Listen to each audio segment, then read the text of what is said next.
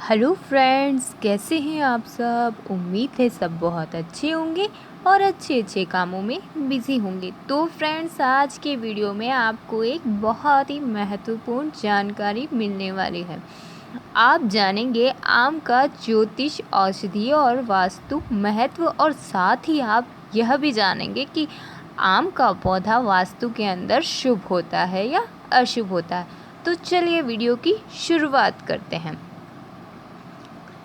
एक पौराणिक वृतांत के अनुसार शिव पार्वती का विवाह आम्र वृक्ष के नीचे ही संपन्न हुआ था। इसी कारण है कि विवाह मंडल में प्रत्येक वैवाहिक प्रक्रिया में आम की काष्ठ एवं आम के पत्तों का प्रयोग अनिवार्य रूप से किया जाता है। आम का बंदरवार परम कल्याणकारी माना जाता है। प्रत्येक शुभ कार्य में, पूजा पाठ में आम की पत्तियां और डगालों से एक प्रकार की दिव्यता आ जाती है। यह हम सब जानते हैं। भारतीय धर्मशास्त्रों में यह वर्णन मिलता है कि इसका भारत में पदार्पण श्री हनुमान जी के कारण हुआ था। जिस समय श्री राम को वनवास हुआ था और रावण सीता माता को हर कर लंका ले गया था, उस समय सीता माता को खोजते हुए हनुमान जी अशोक वाटिका में पहुँचे। वहाँ उन्होंने देखा कि रावण की उस वाटिका का सौंदर्य अद्वितीय था। उसमें अनेक फलों के वृक्ष लगे थे। हनुमान जी ने माता सीता से कुछ फलों को खाने की इच्छा प्रकट की। माता सीता की आज्ञा से वे फलों को खाने लगे। उन्हीं वृक्षों में आम के वृक्ष भी लगे थे, जिन्हें बड़े यत्न से रावण ने लाकर वहाँ लगवाया था।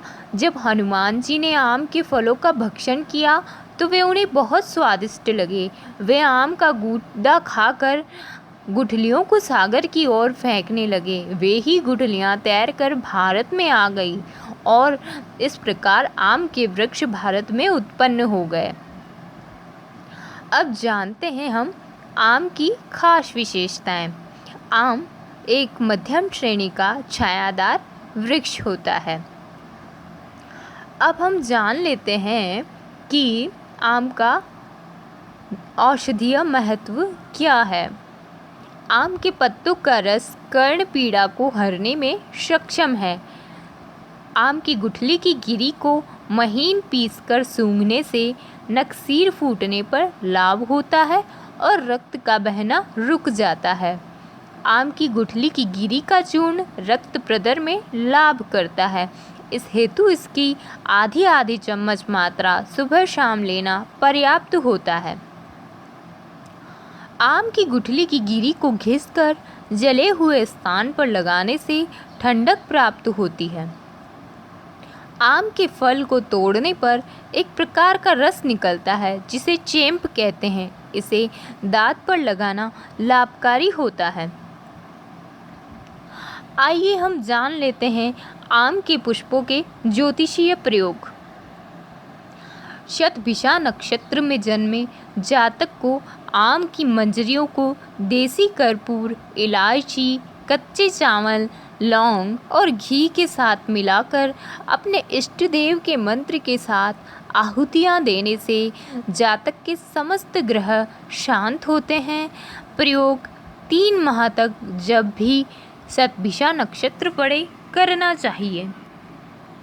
इसके अलावा जिस कन्या का विवाह न हो पा रहा हो, उसके स्नान के जल में आम के पुष्पों की मंजरी को बसंत पंचमी से लेकर पूर्णिमा तक नित्य डालकर उस जल से कन्या को स्नान कराएं। ऐसा करने से उसका अतिशीघ्र विवाह हो जाता है।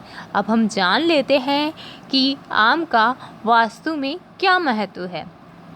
वास्तुशास्त्र की दृष्टि से आम का पेड़ घर की सीमा में बिल्कुल भी शुभ नहीं होता। फिर भी यदि आम का पेड़ घर में हो तो जल में काले तिल मिलाकर प्रतिदिन चढ़ाए।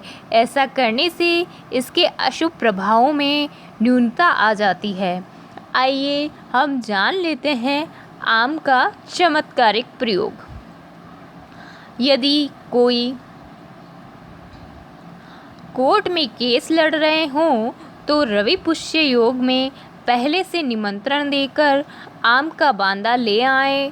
इसके मात्र एक छोटे से अंश को अपनी जेब में रखने वाला हर मुकदमे में विजयी होता है। वृक्षायुर्वेद में कहा गया है कि किसी भी मार्ग के किनारे मात्र 5 आम्र वृक्षों को रोपित करने वाले की 14 पीढ़ियां तर जाती है। तो उम्मीद करते हैं आज का वीडियो आपको पसंद आया होगा। अगर आपको वीडियो पसंद आया हो और आप ऐसी और भी जानकारियाँ चाहते हो तो वीडियो को ज़रूर लाइक करें। अगर आपने अब तक बेल बटन नहीं दबाया है तो बेल बटन दबा लीजिए। तो मिलते हैं नेक्स्ट वीडियो में, तब तक के लिए bye. Thank you for watching.